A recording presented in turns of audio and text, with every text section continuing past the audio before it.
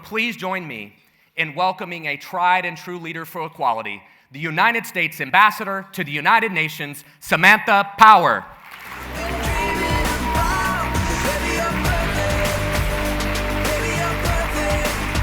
Let's start right now.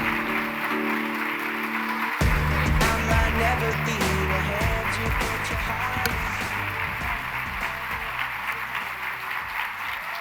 Thank you. Thanks.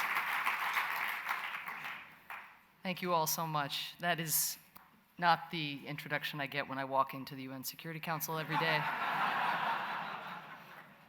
wonder why.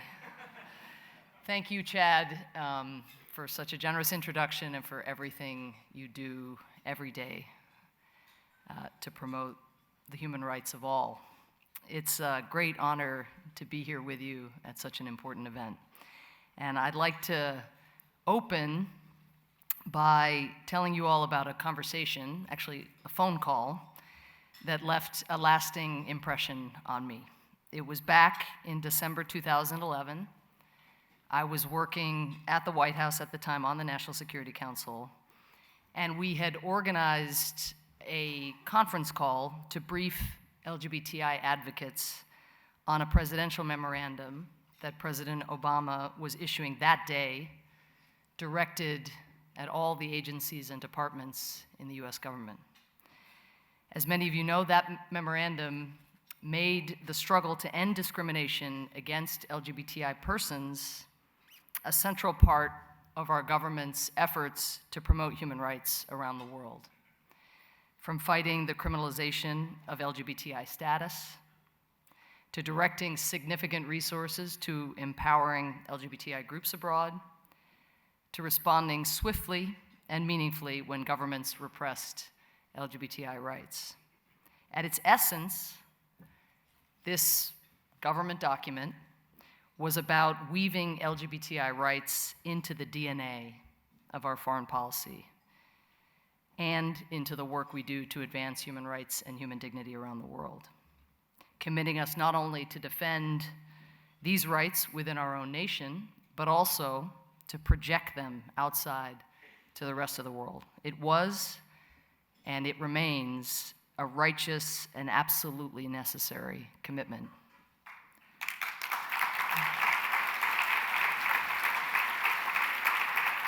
So there we were on the call, several of us who worked on developing with the president this order inside the White House, together with LGBTI advocates from outside of the government.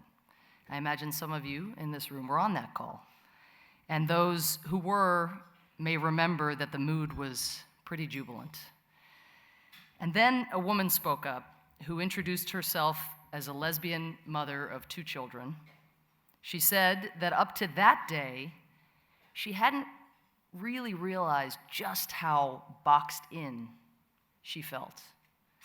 Claustrophobic was the word she used, knowing that there were so many parts of the world where she could not be herself. Places where she was afraid to travel with her family. Places where, if she walked along the street simply holding hands with her partner, she would be mocked, threatened, or even physically attacked.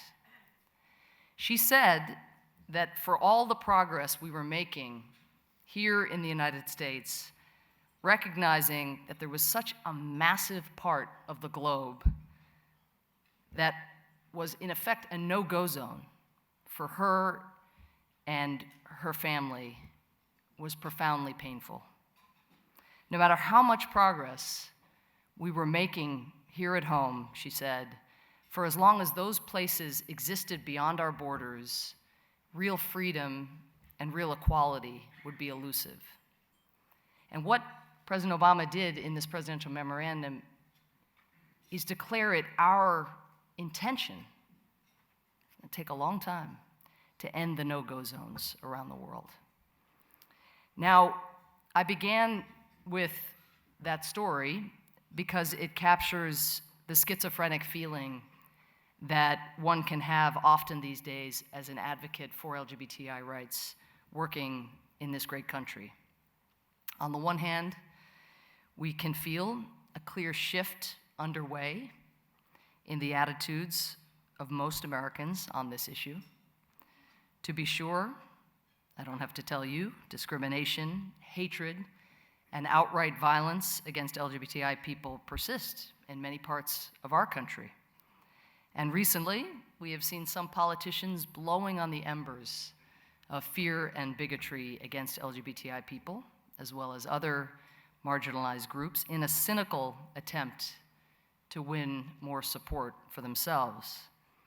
But we in this room do know, as I suspect also know these cynical politicians who let polls guide their principles, that in the long term, this LGBTI baiting is a losing proposition in the United States of America.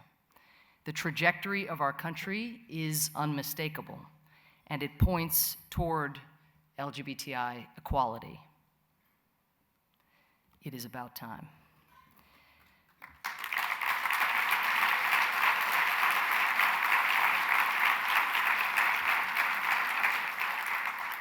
Yet, on the other hand, when we look beyond our borders, we see many parts of the world where the tide seems to be turning in the wrong direction. Not just in countries with a track record of discriminating against LGBTI people, but also in some places where until recently, LGBTI communities were at the very least tolerated, my least favorite word, if not treated equally. Consider what has happened over the last few months in the country of Indonesia, a country that prides itself on its diversity and has drawn strength over the years from its traditions of tolerance. Since late January, a series of ranking government officials have called for barring LGBTI groups from university campuses, turned away aid from a UN program that supports local Indonesian LGBTI organizations, and banned TV and radio programs that portray LGBTI people as normal in order to protect children from deviant LGBTI behavior, while another official characterized the LGBTI rights movement as a national threat.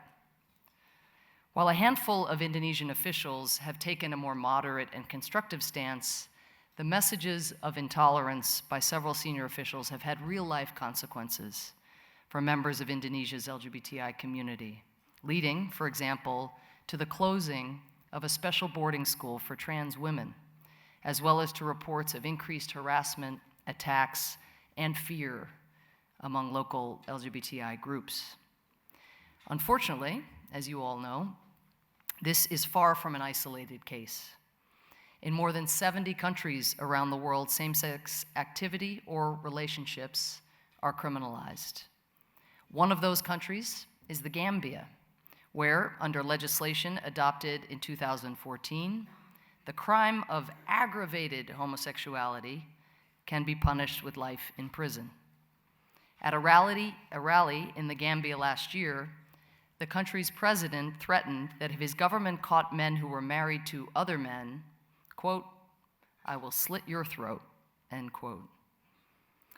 If we are unwilling to accept this world, an increasingly polarized world in which one set of countries moves toward greater equality for LGBTI people, while the other moves toward greater discrimination and violence against LGBTI people, and if we believe that we will not be able to achieve true equality as long as there are vast no-go zones for LGBTI people worldwide, then we must ask how we can draw upon the lessons we have learned and the tools we have to help our partners in the places where LGBTI people are still targeted by discrimination and by violence.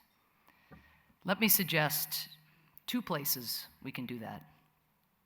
First, we can find innovative ways to make people see that LGBTI rights are human rights at the United Nations. One way to do this is by shining a bright light on the places where LGBTI persons face the most horrific forms of persecution, such as the parts of Iraq and Syria controlled by ISIL, and other violent extremist groups. Even before ISIL's rise, LGBTI people in the region suffered systemic threats and attacks, but the barbarity of ISIL's crimes rise to another level.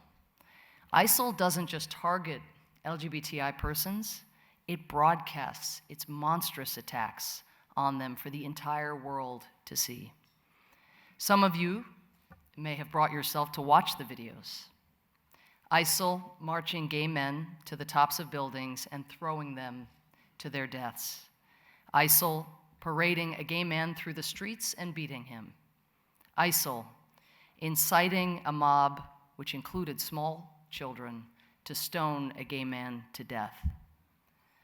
Consider what happened to a young man that I will call Adnan. Adnan was living in a part of northern Iraq seized by ISIL. Even before the group took over, Adnan had suffered routine threats and attacks for being gay. In one incident, 3 men set upon him in the street, beat him, and then shaved his head. Another time, he was attacked and beaten so savagely that he nearly lost consciousness. The situation worsened when ISIL took over. The group began systematically hunting down people they suspected of being gay, torturing them and forcing them to inform on other gay people they knew. One of Adnan's closest friends was outed and executed. Then, a classmate at Adnan's university who had joined ISIL began to call and threaten him. Not long after, members of ISIL showed up at his home, telling his parents that they had come to carry out God's punishment against him. Fearing for his life, Adnan fled Iraq. I share Adnan's story not only because it illustrates the horror that LGBTI people are enduring to this day in the places controlled by ISIL, but also because Adnan was able to participate in the first ever United Nations Security Council meeting dedicated to LGBTI rights. Thank you.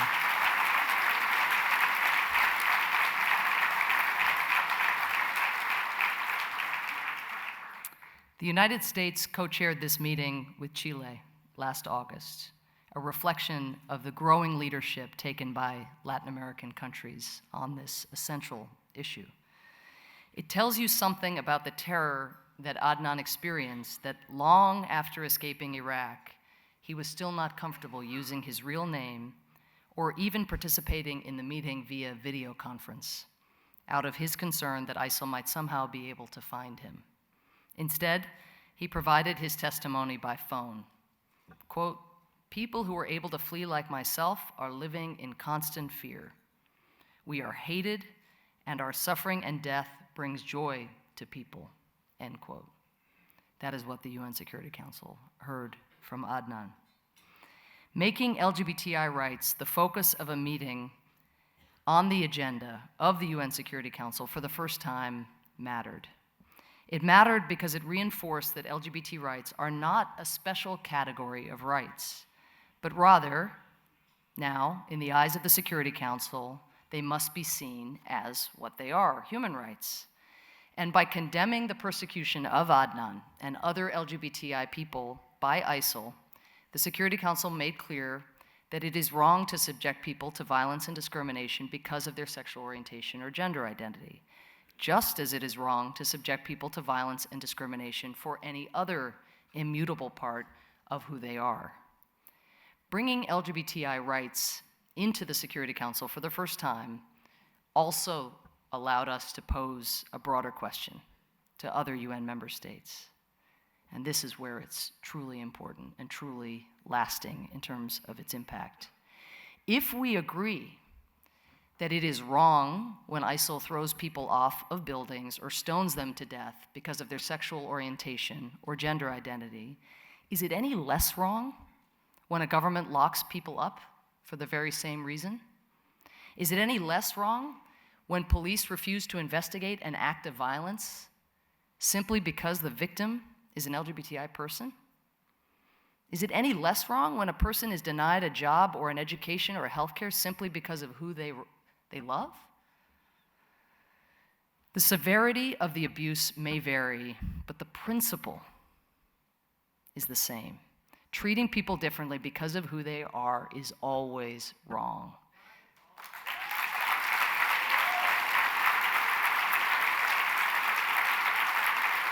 And that was the precedent set by the UN Security Council in its first meeting on LGBTI rights. And as LGBTI advocates know well, no better than me, firsts matter. That is the lesson taught to us by Edie Windsor and of the state of Massachusetts. It is the lesson of Lawrence v. Texas, and this one's for the history nerds out there, of Kathy Kozachenko.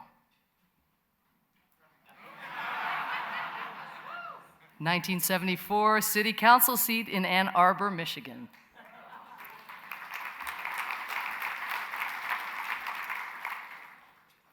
Okay, I looked that up. I admit. Let me tell you some other precedents we have set at the United Nations on LGBTI rights. Together with our partners, in 2011, the United States helped secure the passage of the first ever UN resolution on LGBTI rights at the Human Rights Council, expressing grave concern about the violence and discrimination against people based on their sexual orientation and gender identity. This led the UN to produce its first ever report documenting the state of LGBTI rights around the world in December 2011, which was followed by another resolution in 2014 and a second report in June of 2015.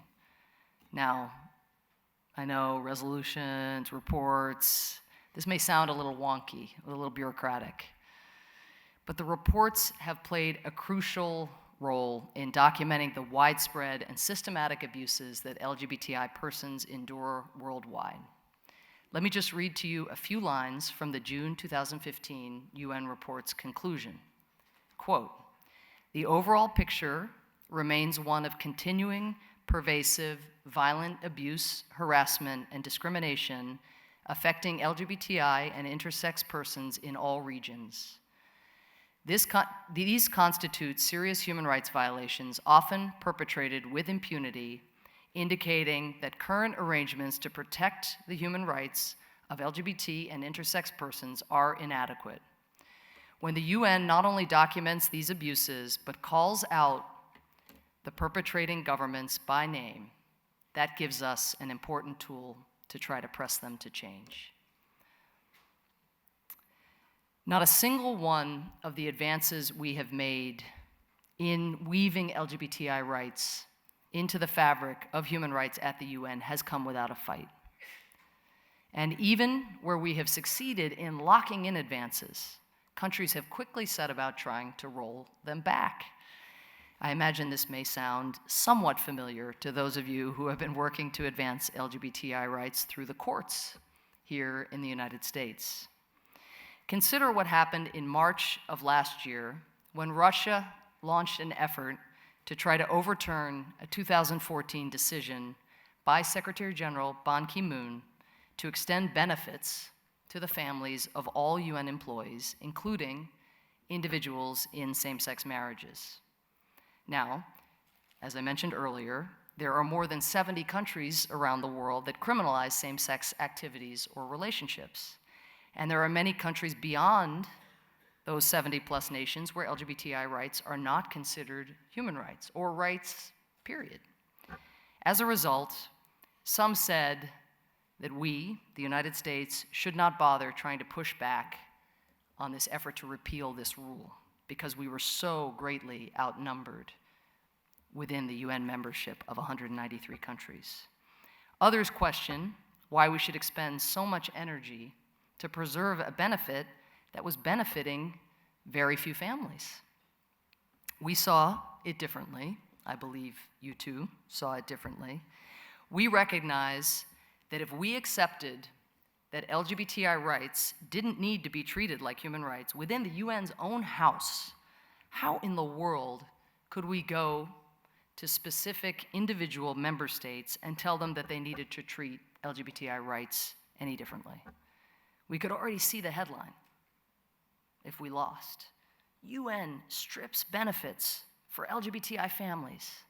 Imagine that headline. And just as important, what kind of message would it send our LGBTI colleagues if we weren't willing to fight for their equal rights? We knew that we had to put everything into this fight. And we did, working that vote as hard as any vote we have worked since I became US Ambassador to the United Nations.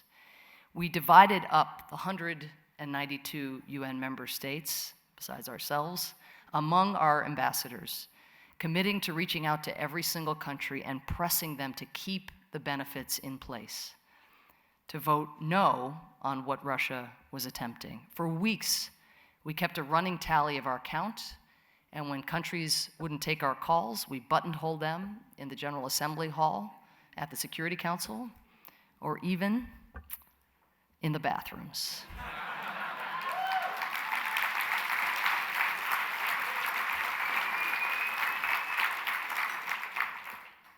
We used every tool in our toolkit, and US ambassadors around the world in capitals kicked into overdrive. We called in chits, and even when we suspected we'd gone from being behind to gaining a majority, we kept working. In the end, out of the 193 countries in the United Nations, only 43 countries voted with Russia. Think about that. That means at least dozens of countries that criminalize same-sex activities or relationships within their own borders did not vote to strip benefits from LGBTI families at the UN. As a result, to this day, all families of UN workers are entitled to equal benefits, as they should be.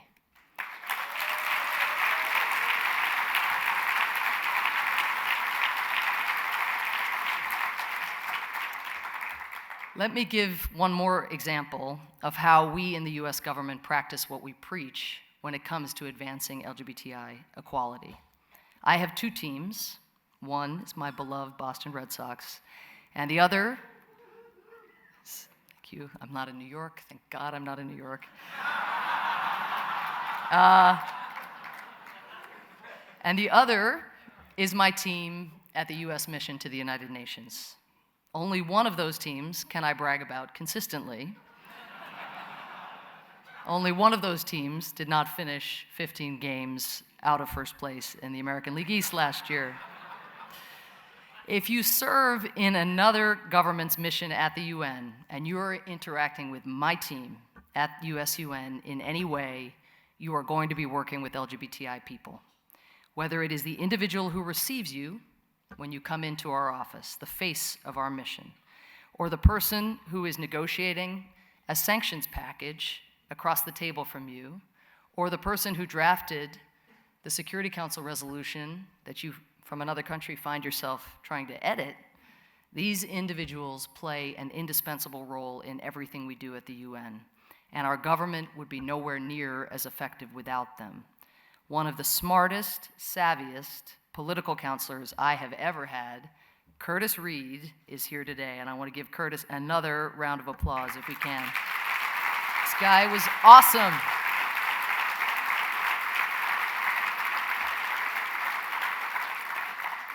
Now, as you heard, he's moved on to what he thinks are greener pastures at the National Security Council, and he now holds several briefs, but one of which is the National Security Council's LGBTI rights portfolio.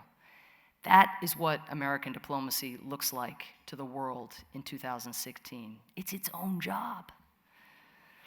If it seems obvious to point out the crucial role that LGBTI people play in every part of our mission, remember this. Every day at the UN, we interact with delegations from countries where being out as an LGBTI person disqualifies individuals from serving in government. Only a few decades ago, that was the case in the United States as well. When people from these missions work with the United States at the UN, when they observe the superlative contributions that LGBTI people are making alongside their colleagues day in and day out, these individuals, these governments see firsthand what their governments and societies are losing out on by not treating LGBTI people equally. It's as compelling an argument for LGBTI equality as America can make. But before we pat ourselves on the back too much, we need only take one look at the map to remind ourselves of the sprawling LGBTI no-go zones that cover so much of the globe. If countries are brazen enough to try to strip away LGBTI rights at the UN, in the city that gave us Stonewall and Pride, imagine what they are willing to do in their own countries. So if my first point is that we have to work LGBTI rights into the DNA of human rights at the United Nations, my second point is that we must be willing to take this conversation to the parts of the world where discrimination and violence against LGBTI people is more entrenched. And by we, I mean, of course, both the US government as well as civil society groups like the Human Rights Campaign and its partners. That is what President Obama did when he traveled to Africa last July. Approximately half of the 70-odd countries in the world that criminalize same-sex relationships are in Africa. And even before the president set off on the trip, our policy of promoting LGBTI rights produced a little tension. In Nairobi, for example, a landlord reportedly expelled gay tenants by saying, "Go wait for your Obama." At an anti-LGBTI rally in the city, protesters chanted, "We do not want Obama and Obama. We do not want Michelle and Michelle." Even in the mainstream in the United States, some said that the president should not mention LGBTI rights in public because it might jeopardize our relationships with African governments, or because it risks being interpreted as trying to force our values on other countries. Let me just read you what many of you probably remember, which is what President Obama said during a press conference in Nairobi with Kenya's President Kenyatta in response to a question from a reporter on LGBTI rights. President Obama said, "I believe in the principle of treating people equally under the law, and that they are deserving of equal protection under the law, and that the state should not discriminate against people based on their sexual orientation. When you start treating people differently, not because of any harm they're doing anybody, but because they're different, that's the path whereby freedoms begin to erode and bad things happen. And when a government gets in the habit of treating people differently, those habits can spread. And as an African American in the United States, I am painfully aware of the history of what happens when people are treated differently under the law," end quote. I am so proud to work for a president who would deliver that message.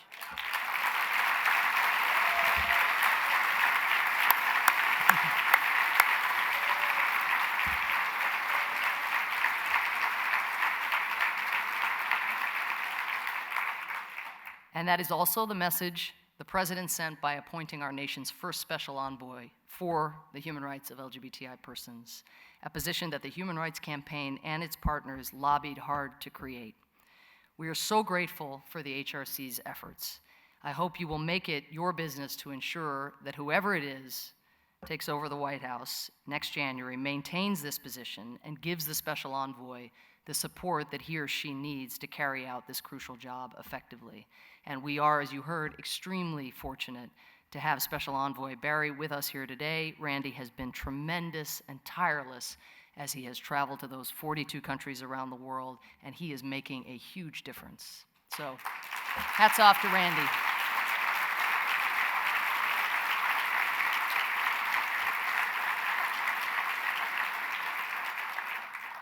Whether it is President Obama, Special Envoy Barry, or any of our ambassadors or other diplomats in the field, our approach in advocating for these rights is not to force an agenda on others or to tell governments and civil societies that they have to do everything just as we've done it.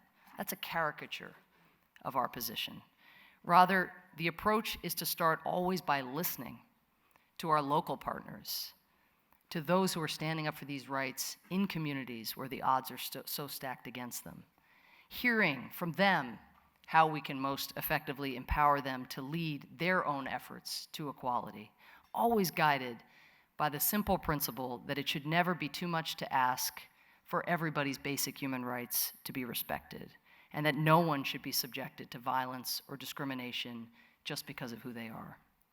Of course, it cannot only be the US government leading these efforts, and that is why it is so crucial that groups like HRC take the expertise you've built over decades to train advocates in other countries who are facing daunting obstacles.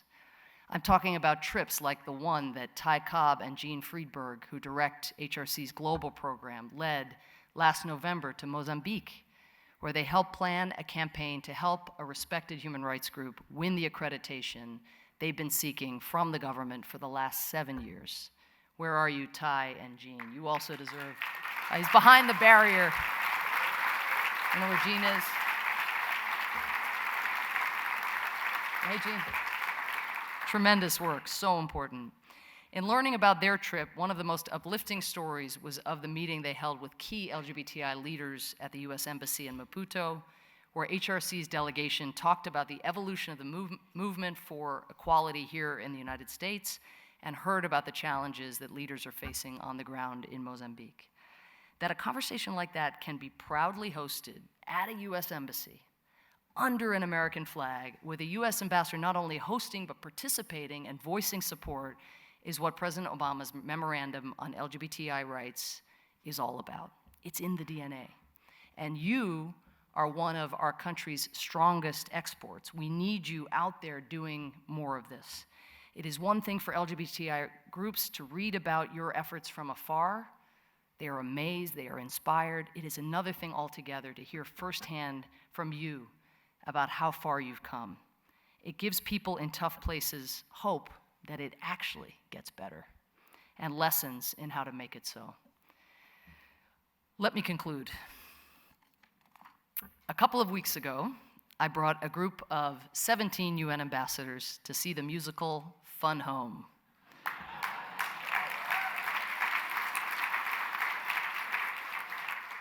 Now, I imagine that many of you have read the graphic novel or seen the play, but for the few of you who have not, it tells the story of how a young girl, Allie, comes to realize that she is gay and eventually comes out to her family. The story revolves around Allie's relationship with her father, who we learn is also gay, but who has lived his entire life in the closet.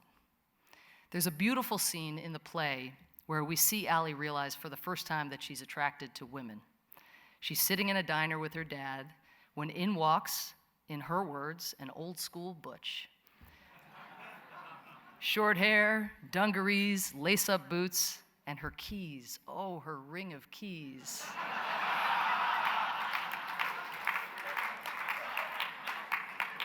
And Allie, who can't be older than 8 or 9 at the time, breaks out into song. Let me read you, not sing you, a few verses. I thought it was supposed to be wrong, but you seem okay with being strong. You're so, it's probably conceited to say, but I think we're alike in a certain way. Do you feel my heart saying hi? In this whole luncheonette, why am I the only one who sees you're beautiful? No, I mean handsome. I know you. I know you. I know you. After the performance, the other ambassadors and I had an opportunity to sit with the cast and the producers to talk about the show. And whether the ambassadors came from progressive countries on LGBTI rights or countries where discrimination against LGBTI people is still rampant, so many of them spoke about the impact of that scene. The ambassador from El Salvador put it this way, speaking to the cast: I wondered why I could be nearly 2 hours so involved, suffering with you, laughing with you, when nothing really special happens on stage. What is the message? To me, it is very clear. You were telling us, look, you are me, we are together, and we are the same. End quote. Awesome.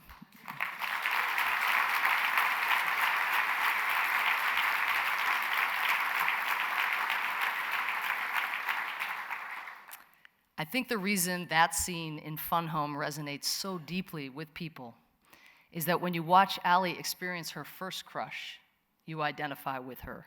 It is innocent, it is pure. Even if she knows it is supposed to be wrong, she knows it is right. That is who Allie is. It is her heart speaking, saying hi for the first time. And she's beautiful.